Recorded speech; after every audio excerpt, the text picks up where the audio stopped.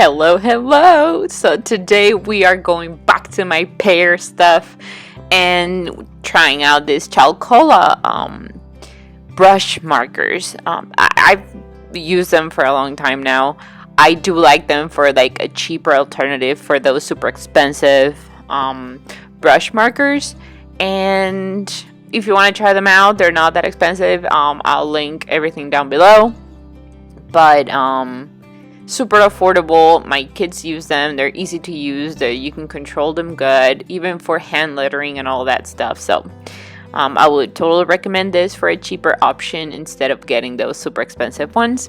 They also come with 2 water markers that you can just fill out and kind of watercolor with them. So what I did here, I separated them in 3 different groups because we're going to do 3 different pairs.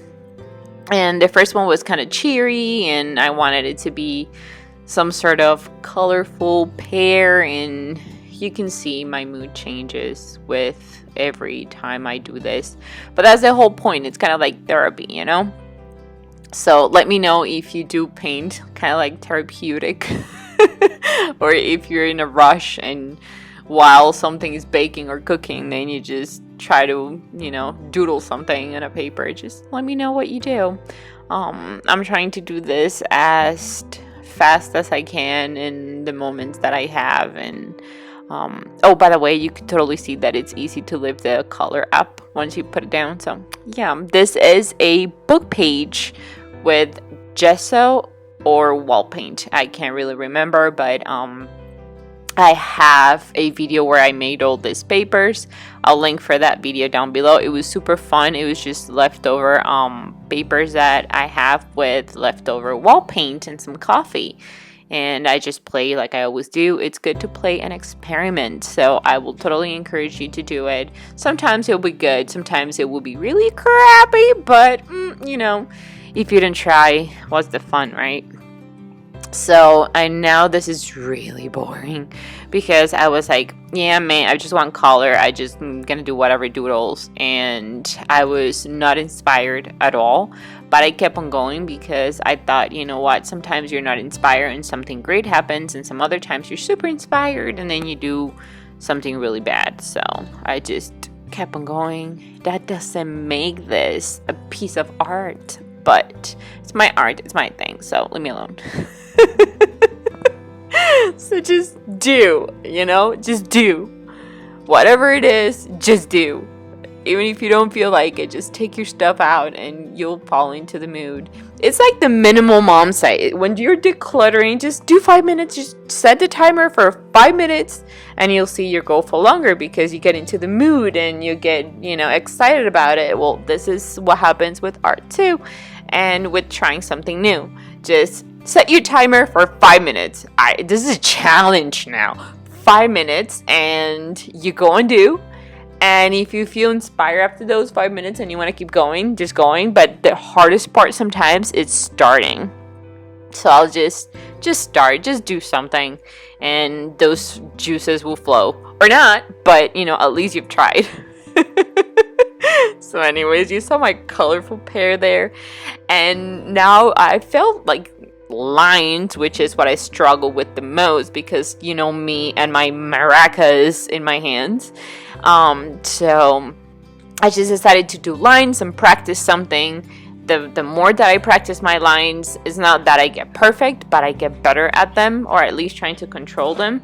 My dog wants to play with me. That's why you're hearing some doggy noises in case the microphone is picking that up. But I went from super happy colorful to another color combination that it's more like rotten because it's not even earthy colors. This is just me going wild and not caring if those lines are messed up or not.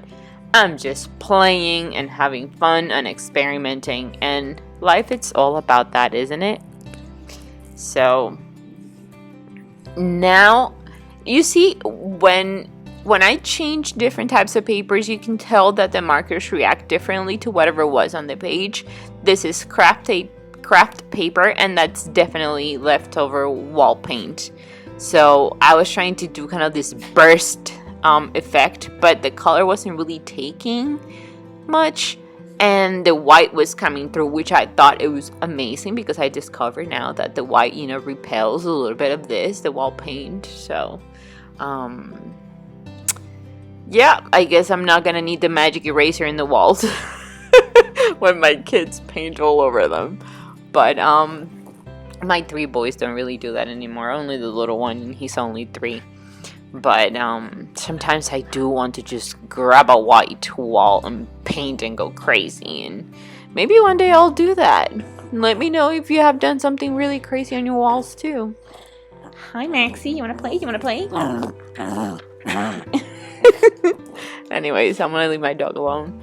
So now this pear looks a little bit rotten. So you can see how I got inspired with the lines one. And I was liking the color palette that I was using. And now I was thinking, okay, well, the shape is not really showing and the white's showing more than the shape, and I want the shape to show, so maybe I'm just gonna do the outline. And then I felt like, nope, I wanna just let this go crazy, and so I did. So I got a bunch of water, and I don't know why I was feeling the dripping effect in this pears. If you see, this is the constant on my pears. So I was just kind of making a shadow, and then it looked too perfect and I didn't want that, so I just let it drip and get messy, and I think it turned out really cool. Like fun for me to experiment. Whatever things I was feeling, they were dripping, and that was fine. By the way, if you are following along with this and you have Instagram, tag me please. I want to see what you're doing, and it will be at Mix It Up Marcy. If you don't follow me there already, go do. I share some more of my everyday life and crazy art and plans and all things fun. So you are more than welcome to go over to my Instagram at Mix It Up Marcy and let me know what you're up to. So if you haven't noticed yet, I always have this kind of burp cloth with me when I'm painting because I find it that those are really absorbent. So like they hold on a lot, and if you want something nice to just hold on to your water, this is totally, I recommend it. Like if you had a baby, or if somebody that had a baby, they're gonna get rid of the ugly, look, the bubbles, the bubbles, please, the bubbles. They're gonna get rid of these burp cloths to just tell them that you're open to 1 or 2, and they last for a long time. So here's pear number 1, how colorful. Pear number 2, a little bit more rotten on the sides, and here I looked at it and I'm like, it's not finished yet, so I'm just gonna go a little bit around it and see what happens. So I did, and now it looks like a rotten,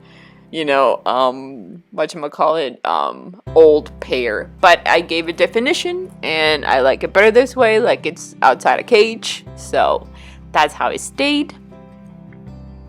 So here's pear number 2. And pear number 3, my favorite. Which one was your favorite? Let me know.